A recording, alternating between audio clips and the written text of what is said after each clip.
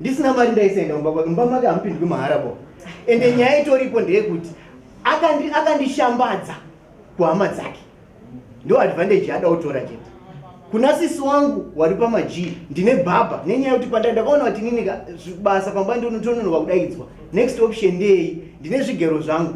Ndine baba rangu randinorana pa G56 pamba baba wangu. Saka sisi wangu wanogarawo hawo ipapo nemurume ndo senior lodge ipapo. Saka uyainditera nditera ndikangodai anditera wagera mari inini ndinoda kutaura zviri kutondinetsa zvambuya munhu atori nemukwasha zvandikutaura zvekundoshaye wari kuwarireiwo pandiri inini first born yangu ECDA saka tiwari kuorera zvotonga nemombe 5 pa 2 months zvekuti February na March mid February ndo ndichiona mbuya kusvika pana March ndikunadzema message mambo ekuti call up yekubasa musi wa 14 February ndichidzokera kubasa musi wa 14 February ndichidzokera kubasa mambo zvekuti izvozvizvi message kana muda kuiona yetokeni remagetsi randakatenga March wese kuti avhenekerwe pamba pacho as part of payment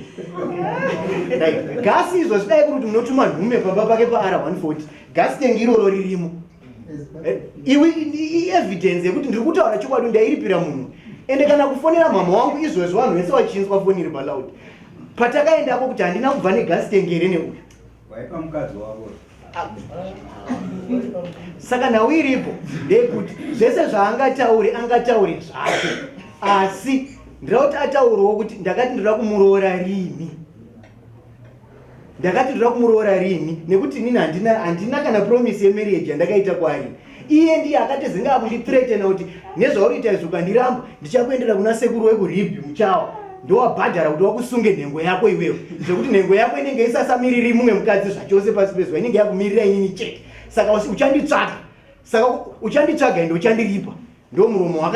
wakandishandisira saka inini nditori kutotya imweni yenguva kuti nhengo yangu ichashanda here nezviri ndakamboona maprotectors anga aine urume hwangu mudhuku rake mumba make andika saka nanhasi ndiri kutotya kuti andakarasa acho ndiwo ese here kana kuti pane mamwe enge akasitoka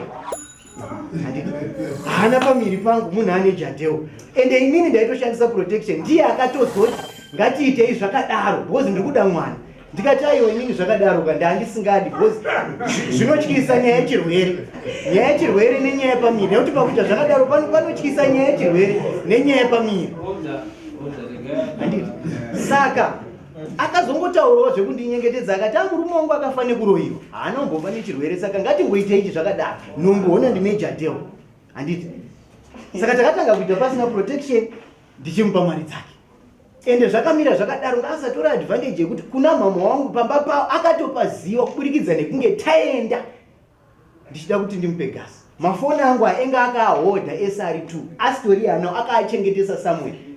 ende inini call up yekubasa inoitwa through WhatsApp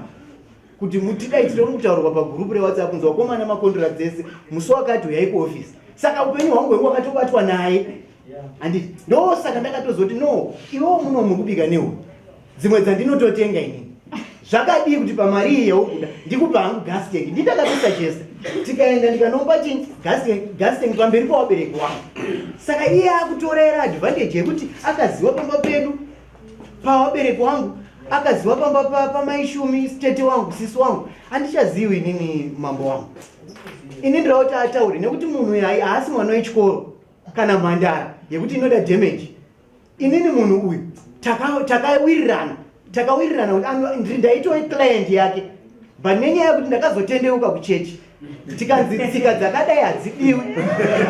raramai zvakanaka saka ininiwo ndakachiti ina ndakuzvarwa pati handichadi chinyi ndauda kutsvagwa musikana wangu 1 ndauda kutsvagwa musikana wemuchechi wekudini wekuroora kana kuti mukadzi wangu tikazowirirana pamberi avo adzoka hake atitarire wana pamwe chete handiti asi uyu zvemarriage naye handina kumbopromisana naye ende kumba kwake akwaisapa kupindwi mahara imweni yenguva ndaitofona otonditi ndiri busy handiti ndotoziva hangu kuti chii